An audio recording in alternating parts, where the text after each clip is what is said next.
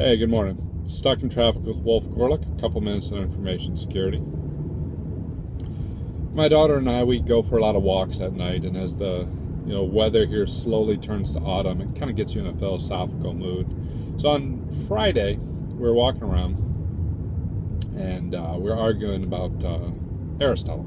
Right? She likes Aristotle.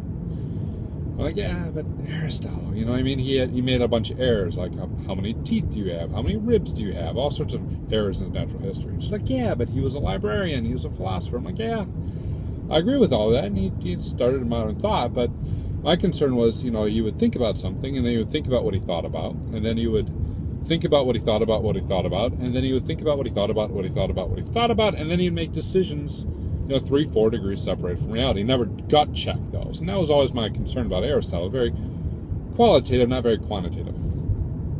And so we were going back and forth, and she had some good points. Finally, she's like, well, what about Nietzsche? I'm like, yeah, we can both agree on Nietzsche, right? I mean, who can't? So I had that in the back of my mind as I went down to A2Y ASM over the weekend, which is a meetup of Ann Arbor and Ypsilanti security professionals.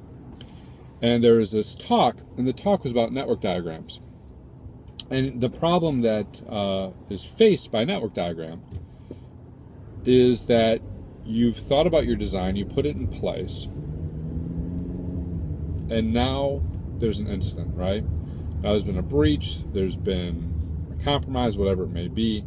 If anyone's seen any like the whiteboarding sessions I do with threat modeling, same type of thing, right? Everything looks secure on the design, but when you actually look closely at it, not so much. So in this particular talk, they looked at 3 different network designs with firewalls, with DMZs, with jump boxes, and how in fact the design on paper did not match the design in reality, and that the delta between what is and what you think about what you thought about leads to making decisions around security that don't match your real posture and don't match what you really have to protect.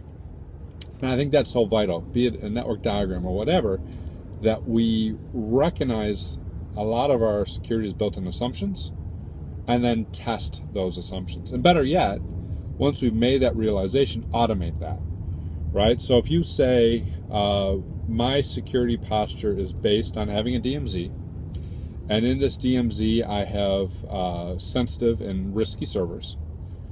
And I've got firewall rules between this DMZ and the network that are in place, and I've diagrammed it. Awesome.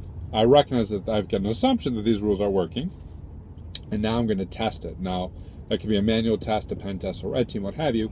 Better yet, an automated test, right? So why not set up, and this was something that the speaker brought up, something like a Nagios script to ping sweep or to port scan out, right, and back in, and report not that the port scan failed, because we expected to fail the security controls, but report when that port scan succeeds. So our security posture is no longer what we think it is. It's no longer what we assume it to be. And before you go, well, I've created a good design, why do I really need to do that? Let's admit it, none of us are Aristotle. If he can make mistakes about the numbers of teeth and ribs and whatnot, believe you me, we're all making a lot of mistakes about our network architecture. So that's on my mind. Have a good day. I'll talk to you tomorrow.